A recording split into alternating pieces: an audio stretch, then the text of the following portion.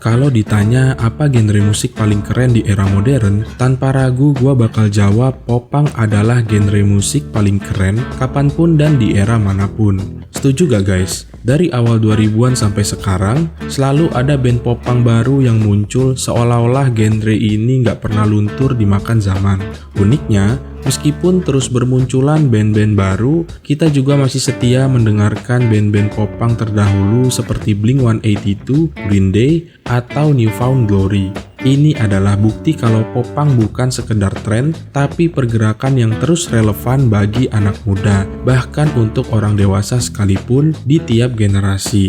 Dari semua band popang legendaris yang gua sebut tadi, ada band yang menurut gua punya dampak besar di skena popang modern dan menjadi ikon besar dalam skena tersebut. Mereka nggak cuma jadi inspirasi bagi banyak band baru, tapi juga berkontribusi dalam melahirkan subgenre yang sempat booming di era 2000-an, yaitu easycore. Nama band yang bakal gua bahas hari ini adalah New Found Glory. Gimana sih perjalanan mereka sampai bisa membentuk skena popang seperti yang kita kenal sekarang? Dan apa yang bikin mereka berbeda dari Blink-182 atau Green Day yang juga punya pengaruh besar di genre musik ini? Sebelum kita masuk ke pembahasannya, jangan lupa subscribe dulu ke channel ini ya guys, biar gua makin semangat bikin konten musik tahun 2000-an. Yang udah subscribe, gua doain semoga rezeki kalian lancar. Dan buat yang belum subscribe, gua doain semoga kalian cepat nikah. Kalau udah, yuk langsung aja kita telusuri kisah perjalanan band New Found Glory dan seperti apa pengaruh mereka dalam membentuk skena popang modern yang kita kenal sampai sekarang.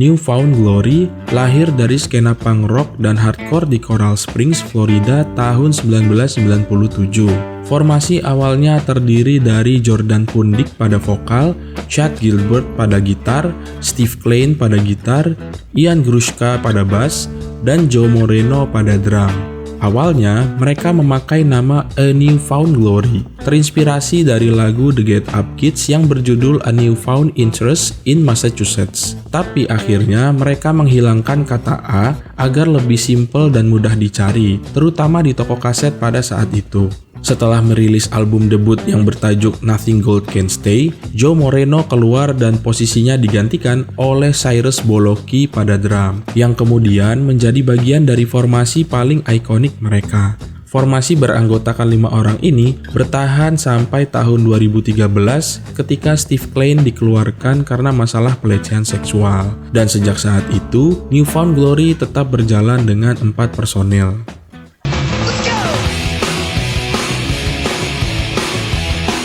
Nama mereka mulai melejit setelah album Nothing Gold Can Stay menarik perhatian Drive-Thru Records.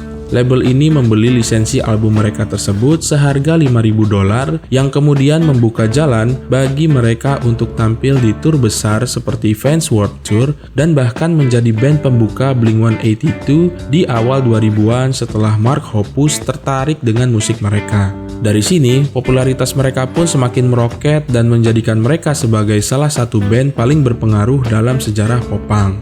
Pendekatan musik mereka jauh lebih modern, melodik, dan energik dengan riff gitar yang lebih berat ala hardcore dibandingkan dengan pendahulunya seperti Green Day dan Blink-182 yang masih banyak dipengaruhi punk rock klasik.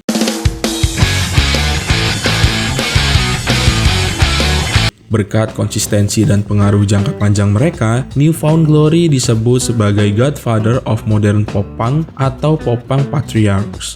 Ditambah lagi, banyaknya band yang terinspirasi oleh mereka membuat New Found Glory menjadi salah satu definisi utama dari popang modern.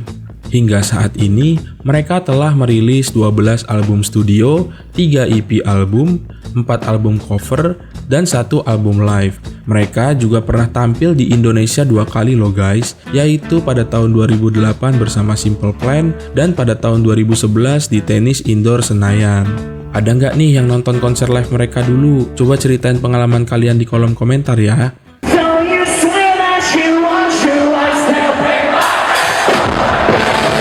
New Found Glory punya ciri khas sound yang berbeda dari band pop punk lainnya, dengan latar belakang hardcore yang kuat, terutama dari Chad Gilbert yang sebelumnya adalah vokalis band hardcore bernama Shai Hulud. Musik mereka lebih tebal dan agresif. Tone gitar mereka kasar dengan distorsi yang kuat, dipadukan dengan teknik palm muting yang cepat, picking yang agresif, dan bahkan breakdown ala hardcore.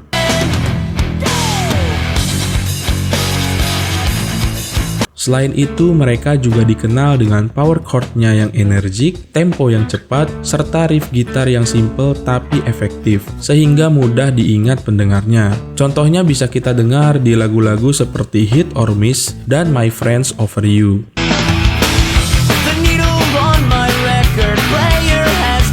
Vokal Jordan Pundik yang khas dengan nada nasalnya juga menjadi ciri khas tersendiri, ditambah dengan harmoni vokal yang catchy dan dinamis. Penulisan lirik mereka pun sudah tidak lagi bertemakan pemberontakan atau kekonyolan seperti band pendahulunya. Lirik mereka jauh lebih relatable di kalangan anak muda di era 2000-an, yaitu tentang cinta, patah hati, dan dinamika hubungan remaja, sehingga membuatnya mudah diterima oleh anak muda di era tersebut.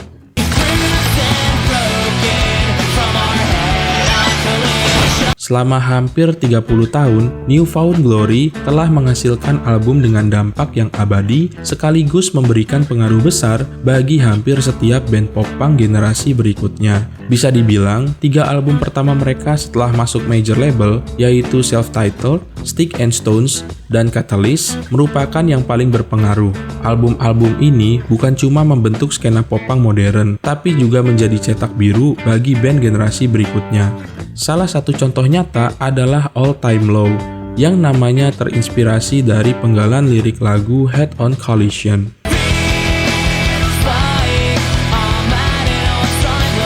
Begitu juga dengan The Story So Far, yang nama bandnya diambil dari lagu The Story So Far. Kedua lagu ini berasal dari album Stick and Stones, yang hingga kini masih menjadi album tersukses dari New Found Glory. Bahkan, Jordan Pundik juga mengatakan bahwa debut album Fall Out Boy pun pendekatannya sangat terinspirasi dari album Stick and Stones, guys.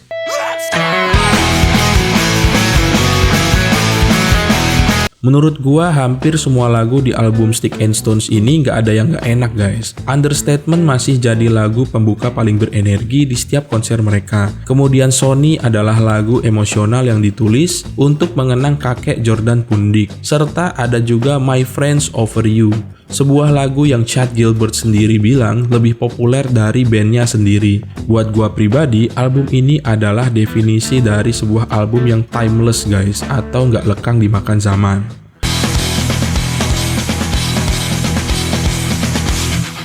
Selain Stick and Stones, album Catalyst yang dirilis pada tahun 2004 juga punya peran penting, guys, karena album inilah yang melahirkan subgenre easycore.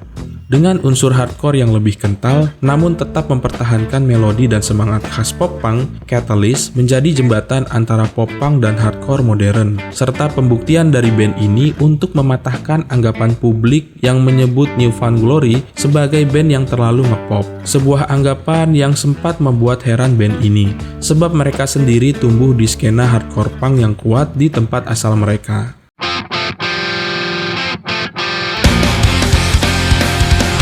Intro 37 detik dari album ini dan juga lagu yang berjudul At Least I'm Known For Something adalah contoh sukses dari pembuktian mereka pada album ini.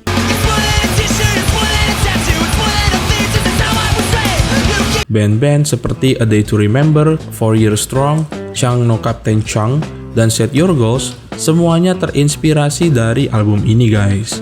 Bahkan, meskipun band-band easycore mulai bermunculan sekitar tahun 2005, istilah easycore sendiri baru benar-benar dikenal setelah tur New Found Glory pada tahun 2008 yang menggunakan nama easycore pada posternya. Gua bakal bahas lebih lanjut soal easycore ini di video terpisah ya, guys. Jadi pastiin kalian subscribe dulu biar nggak ketinggalan. Selain easycore, sepertinya Catalyst juga menjadi salah satu album pop punk pertama yang mulai memanfaatkan synthesizer, seperti yang bisa kita dengarkan di lagu Failure's Not Flattering. Koreksi kalau gue salah soal ini ya, guys.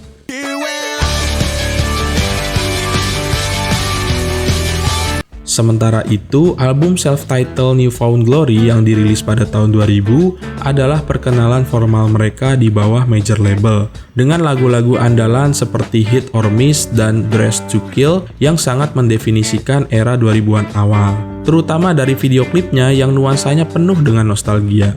Nah, ketiga album ini wajib banget guys kalian dengerin, apalagi buat kalian yang baru kenal New Found Glory dan penasaran sama musik mereka.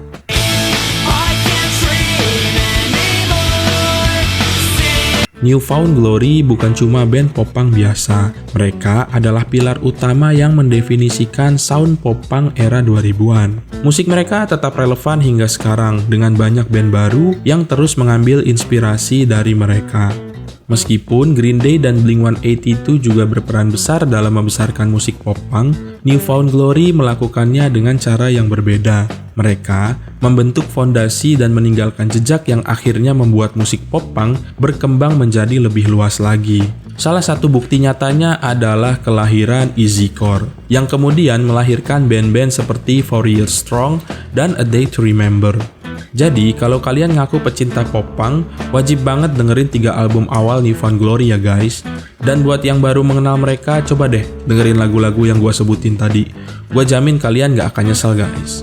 Oke, segitu dulu aja untuk video kali ini. Kalau kalian suka konten ini dan pengen tahu lebih banyak tentang sejarah popang serta band-band keren lainnya, jangan lupa like dan share video ini ke teman kalian ya. Kasih tahu juga di kolom komentar lagu atau album New Found Glory mana yang jadi favorit kalian sampai sekarang ya guys. Kalau gitu, sampai jumpa lagi di video gua berikutnya ya guys. Dadah!